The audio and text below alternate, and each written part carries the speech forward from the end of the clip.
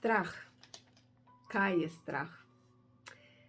Strah je misel, ki sem si jo izmislila.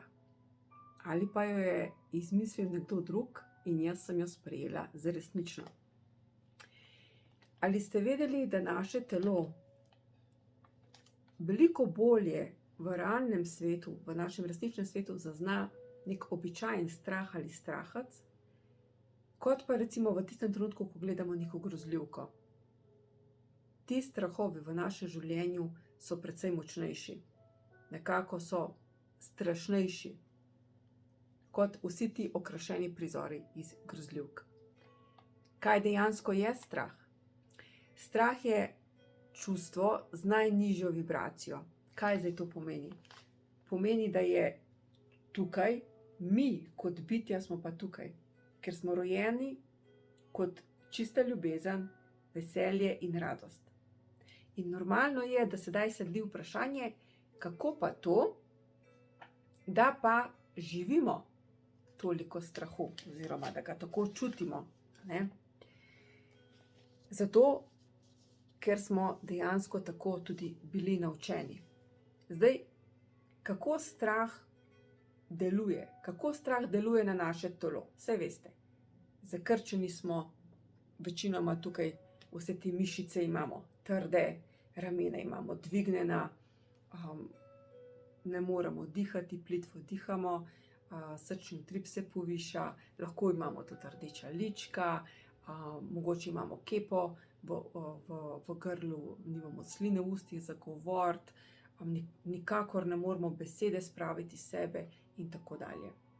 In zdaj, če smo mi čista ljubezen in čista radost in veselje in hvaležnost, kako to, da potem tako močno čutim?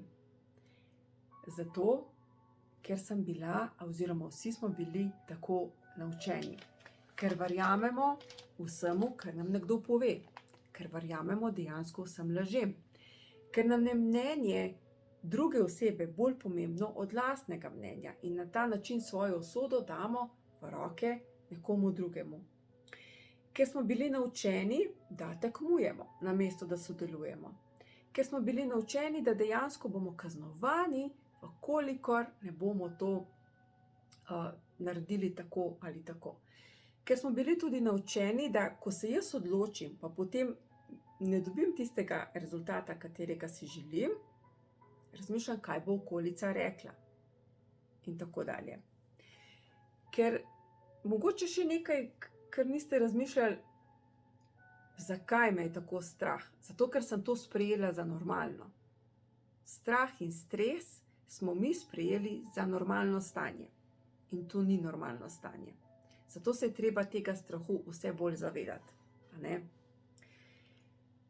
Strah je nekaj, je čustvo, ki ga lahko obvladamo in na katerem lahko delamo, da se zrahljajo dejansko njegove moči. Je pa treba biti na začetku pogumen.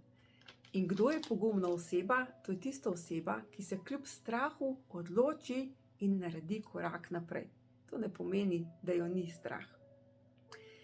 Če bi vam sedaj nekdo rekel, da ga kljub vsej tej situaciji, ki je absolutno potencirala ta občutek strahu, občutek nemoči, in bi vam nekdo rekel, da ga ni strah, bi verjetno težko verjeli tej osebi. Jaz sem bila v preteklosti precej v teh občutkih, občutku nemoči, občutek strahu, vse to je bilo živo v meni. In moj največji strah takrat, ko sem imela še dnevni bar, je bil, pa niti ne toliko prihod neke inšpekcije, to smo nekako kar zvozili, je bilo kar okej, ampak bolj me je bilo strah, mogoče takrat, ko smo imeli največji naval ljudi, največji obisk, ali bodo vse stranke postrežene. Se spomnim, sem imela kar v trebuhu eno tako kepo, kar nervozna, tisto uro in pol, ves napet in potem šele vse popusti, ko vidiš, da se je terasa spraznila. Ali pa recimo strah me je bilo, in to je bilo res tako živo v meni, ena taka žerjavica, ki je tako tlila. Strah me je bilo, da mi bo nekdo pred sezono dal odpoved, si bo našel drugo službo in tako dalje. In občasno se je to tudi je ta strah se uresničil, ravno zato, ker sem tako čutila, se je taka stvar tudi udejanjila. Bila bi takrat presrečna, če bi vedela to, kar zdajle vem. Ne bi me bilo tako strah in moje misli ne bi bile tako negativne. In moje mišljenje in potem moja kreacija, moje realnosti. Zdaj, preden se nam karkoli zgodi, oziroma preden občutimo strah, imamo misel. In ko vas je strah, ko imate občutek nemoči, dajte se vprašati, kaj točno razmišljam, o čem sem razmišljala. Misli imajo močen, oziroma so najbolj pomembne, ker na osnovi misli jaz čutim. In če neko misel velikokrat pomislim, sem potem že v to prepričana. In veste, kako prepričanja delujejo v nas. Morate vedeti, da naša čustva oddajajo signale. In naše telo zazna vsako sleherno čustvo. In ne samo, da oddajajo signale, da jih druge osebe lahko zaznajo, saj veste, te energije, kot je z nekom ok, z drugim ti ni ok in tako dalje, ampak tudi dejansko vpliva na naše telo in te negativne misli, ki jih imamo, vpliva dejansko tako, kot bi nekdo pritiskal na naše DNK celice in zbolimo tam, kjer smo najbolj šibki. Tako strah dejansko vpliva na nas.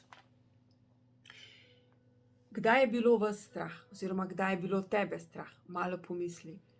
Kako bi se pa lahko rešila strahu ali pa ga vzela mu nekaj moči? Imam pa nekaj predlogov.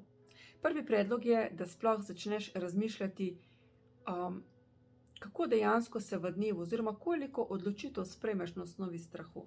To je prva stvar. Druga stvar je, da začneš delati vajo, 21 dni vajo, v kateri boš pisala vsak dan, oziroma pisal vsak dan vsaj 3 stvari, oziroma kdaj si v življenju bil pogumen. Lahko se te stvari ponavljajo, ni pomembno. Lahko, da si bil pogumen oziroma pogumna tisti dan ali pa v preteklosti. Zdaj, zakaj 21 dni, verjetno veste. 21 dni je pomembno, je ravno dovolj časa, da uvedemo te spremembe, da naš se poveže z našim srcem, da dejansko naslednjič, kaj je zdaj pomen te vaje, naslednjič, ko boste imeli neko tako situacijo, ne boste šli v cono udobja in začeli avtomatično razmišljati negativno, tako kot smo se navadili, ampak s tem, ko delate to vajo, si tlakujete novo cesto v podzavesti in boste šli na drugo cesto. Ne na to levo, ko ste bili navajeni, ampak se boste odločili na desno in boste rekli, lej, v preteklosti sem znala biti pogumna, tako da se bom tokrat odločila za pogum. In a veste, kdo je pogumna oseba? Pogumna oseba je tista oseba, ki se kljub strahu odloči, da naredi korak naprej. To ne pomeni, da jo ni bilo strah. Sem odločila se narediti korak naprej.